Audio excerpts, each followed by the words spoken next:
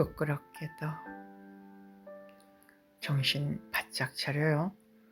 우리 부부가 서로 농담같이 주고받던 말인데 이제 나이가 이쯤 되었으니 연령적으로도 정신 바짝 차리자며 서로를 챙기는 요즘이다. 말씀, 기도, 침묵으로 가다 보니 영적으로도 정신을 바짝 차려야 한다는 것을 알게 된다. 내가 내 갈 길을 가르쳐 보이고 너를 주목하여 훈계하리로다.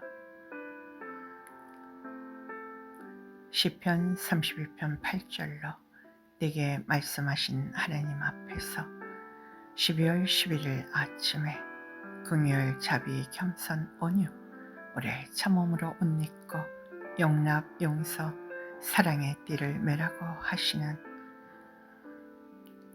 골로새서 3장 12절에서 17절을 요절로 하여 예수님이 전해지도록 이라는 제목의 글이 내게 도착했다.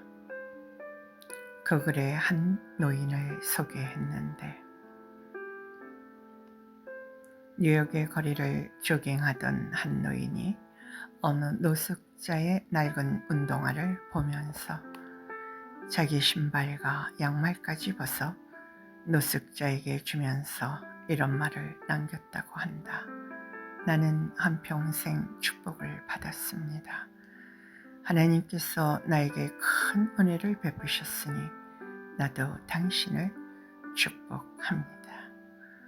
말씀을 쓴 이는 이 글을 읽는 당신도 그런 경험이 있습니까? 묻고 있었다. 그래서 그 말씀 밑에 난 이런 답글을 남겼다. 1985년 압구정동 사거리에서 입고 있던 세타를 벗어 달라던 어느 구걸 할머니. 예수님께 불탔던 나는 세타를 벗어주었고 그날 남편에게 혼났던 기억이 크크. 40년 전 그때 일을 떠올리니 웃음이나 나도 모르게 소리내어 웃으니 남편이 이상한지 날 쳐다봅니다. 세타 벗어준 일 이야기하니 내가 생일 선물로 사준 세타였잖아. 벗어달란다고 벗어줘?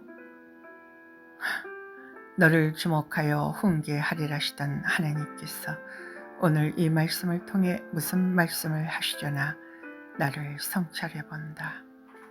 1985년이라면 내가 예수님 믿은 지 1년쯤 되었을 때다. 받은 글의 제목처럼 예수님이 전해지도록 하기 위해서 세타를 벗어준 것은 아니었다. 당시 성경에 불이 붙어 단꿀처럼 먹던 때라 속옷을 가지고자 하는 자에게 겉옷까지도 가지게 하며 라는 마태복음 5장 40절 말씀을 기억하고 이런 일이 내게도 있네 라며 신기해했던 것 같다. 2025년 현재 1985년에 일어났던 일이 다시 일어난다면 과연 나는 어떻게 할까? 대답이 얼른 나오지를 않고 글쎄 내가 어찌하려나. 남편에게 생일 선물로 받은 세타인데 라고 망설일 것도 같다는 생각이 드니 슬퍼진다. 내가 갖고 있던 순수함이 40년이 흐르는 동안 많이 썩이 되었구나. 예수님 믿은 지 1년 된 초신자 때는 계산 없이 했던 행동을 40년이 흐른 지금 왜 주저하는가 생각이 많아서 그런 것 같다. 도와줄 다른 방법도 있지. 곧 옷을 달랜다고 입은 옷을 벗어줘야 하나?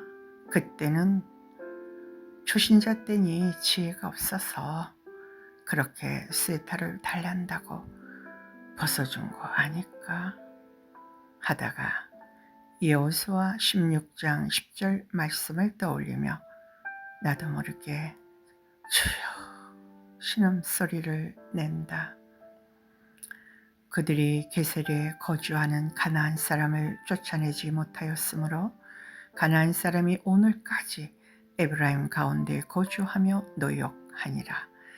지금의 내 생각이 꼭 에브라임 지파 사람들의 행동과 똑같다는 생각이 들어서이다. 하나님이 명하신 가나안 땅 정복을 에브라임 지파는 완수하지 못했다. 그 이유는 이러했는데 전쟁으로 피 흘리는 수고도 들고 당장 자신들을 도와줄 노동력을 확보하려는 생각에서 가나안 사람을 내쫓지 않고 남겨두었던 것이다. 그러나 이 생각은 훗날 영적인 재앙으로 나타난다. 하나님께는 전폭적인 순종, 즉 100% 순종이 있을 뿐인데 에브라임 지파는 부분적인 순종을 했기 때문이다. 혹시 하나님께서 에브라임 지파 사람이나 나나 다를 것이 없다고 하시지 않으려나? 에고 어쩜 좋아. 40년 세월 속에 내가 일이 되었구나. 순수성이 이리도 희석되었으니 12월 14일 주일 군부대 설교를 하면서 하나님께 나의 모습을 토설하듯 청년들 앞에서도 순수성이 희석된 나를 숨김없이 말하면서 2026년 새해를 맞기 전 나나 우리 청년들이나 당장의 평안함 미루는 습관, 인터넷 중독, 불필요한 세상 염려 혹은 끊어내지 못한 정욕이 있는지 점검하자고 외쳤다. 사소하게 여겨 남겨둔 죄의 뿌리는 반드시 자라나 우리의 영혼을 잠식하고 주님과의 관계를 단절시킨다 싶으니 군 청년들이여 마른 뼈가 되지 않도록 정신 바짝 차려요. 다시 강조하게 된다. 그런데 군부대에서 집으로 가던 중 가슴을 서늘케 하는 말씀이 가슴에 붙어 떨어지지를 않는다. 정신 바짝 차리거라. 네가 마른 뼈이니라. 저요? 그렇다면 내가 나에게 또 속고 있다는 말이다. 벌써 두 번째이다. 첫 번째는 2017년 암 수술 후 중환자실에서 내가 그동안 올린 금식은 나의 의라 하셨고 나는 영의 사람이 아니라 육의 사람이라고 하셨다. 나는 그런 나를 까맣게 몰랐고 영의 사람인 줄 알았으니 나는 계속 나에게 속고 있었던 것이다. 그러므로 형제들아 우리가 빚진 자로되 육신에게 져서 육신대로 살 것이 아니니라. 너희가 육신대로 살면 반드시 죽을 것이로되 영으로서 몸의 행실을 죽이면 살리니. 부끄럽게도 2017년 영의 사람으로 착각했던 나는 부끄럽게도 2025년에도 내가 마른 뼈임을 전혀 몰랐다.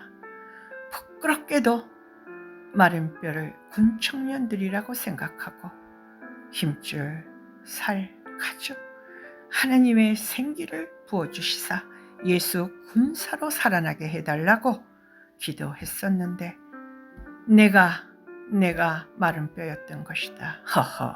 그러고 보니 내가 마른 뼈이면서 누구를 보고 마른 뼈라고 생각했던 것인가? 오라, 통제로다. 하나님 아버지, 제가 마른 뼈인 줄은 전혀 몰랐습니다. 알게 하신 은혜 입었사오니 죽어지지 않는 저를 불쌍히 여기시사 나의 생각, 감정, 의지 죽게 하옵소서. 저는 지금까지 40년간 단계를 거쳐 여기까지 왔다고 생각했습니다. 주여, 저를 마른 뼈라 하시오니 40년의 나는 흔적 없이 사라지고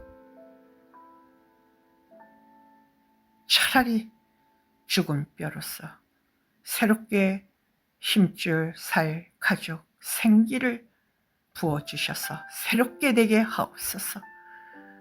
그리하여 하나님의 목적에 맞게 준비되고 대비하게 하옵소서.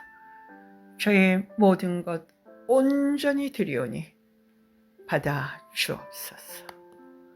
아멘, 아멘.